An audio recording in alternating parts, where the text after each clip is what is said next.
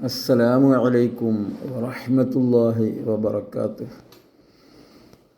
ബിസ്മില്ലാഹി വൽഹംദുലില്ലാഹ് വസ്സലാത്തു വസ്സലാമു അലാ അഷ്റഫി റസൂലില്ലാഹ് വഅലാ ആലിഹി വസഹ്ബിഹിൽ ഫായിസീന ബിറിദല്ലാഹ്. അമ്മാ ബഅദ്.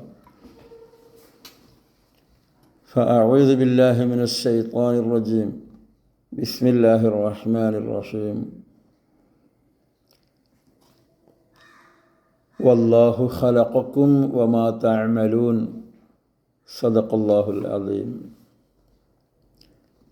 ഖാല റസൂലുള്ളാഹി സ്വല്ലല്ലാഹു അലൈഹി വസല്ലം ലൻ യദ്ഖുല അഹദുകുമുൽ ജന്നത ബിഅമലിഹി. ഖാലൂ വലാ അൻത യാ റസൂലല്ലാഹ്. ഖാല വലാ അന ഇല്ലാ അൻ യതഗമ്മദനില്ലാഹു ബിഫദ്ലിഹി വറഹ്മതിഹി. സദഖ റസൂലുള്ളാഹി.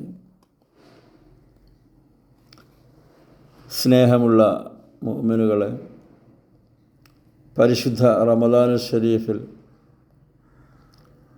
അല്ലാഹുവിൻ്റെ തൃപ്തിക്കു വേണ്ടി ധാരാളം സൽക്കർമ്മങ്ങൾ നിർവഹിക്കാൻ വേണ്ടി തയ്യാറെടുത്തിരിക്കുകയാണ് നാമൊക്കെ.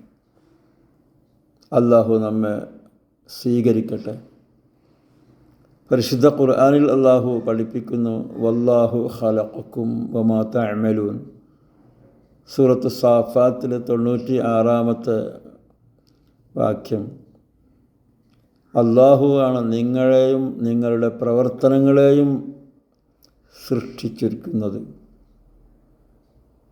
നാം ചെയ്യുന്ന ഇബാദത്തുകൾ, നമ്മുടെ പ്രവർത്തനങ്ങൾ, സൽക്കർമ്മങ്ങൾ, അതൊക്കെ അല്ലാഹു സൃഷ്ടിച്ചതാണ്.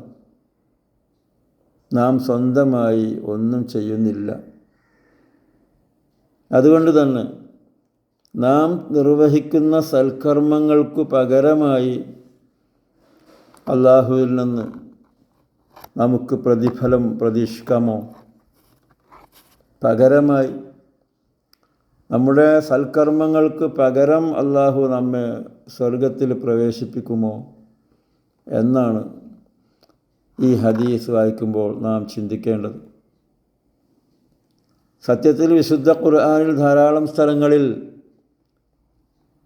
പറയുന്നുണ്ട്, സൽക്കർമ്മങ്ങൾ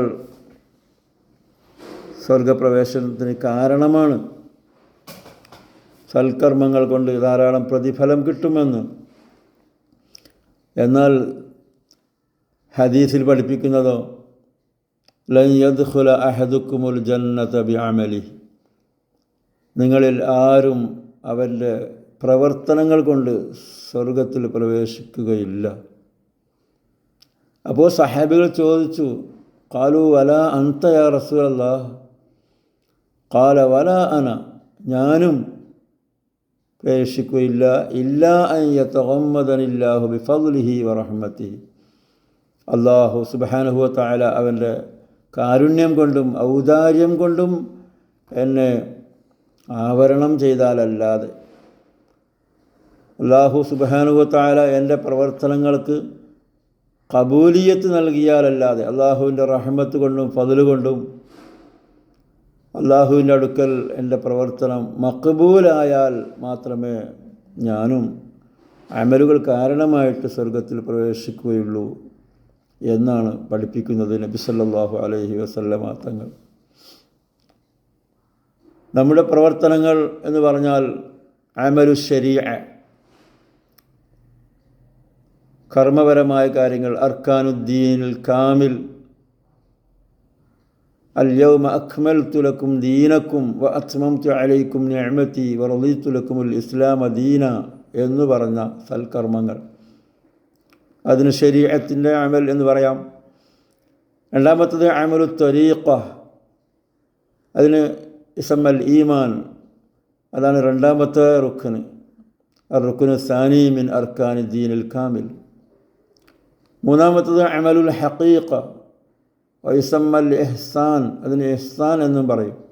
വഹുവ റുക്നു സാലിസു മിൻ അർക്കാനി ദീനിൽ കാമിൽ.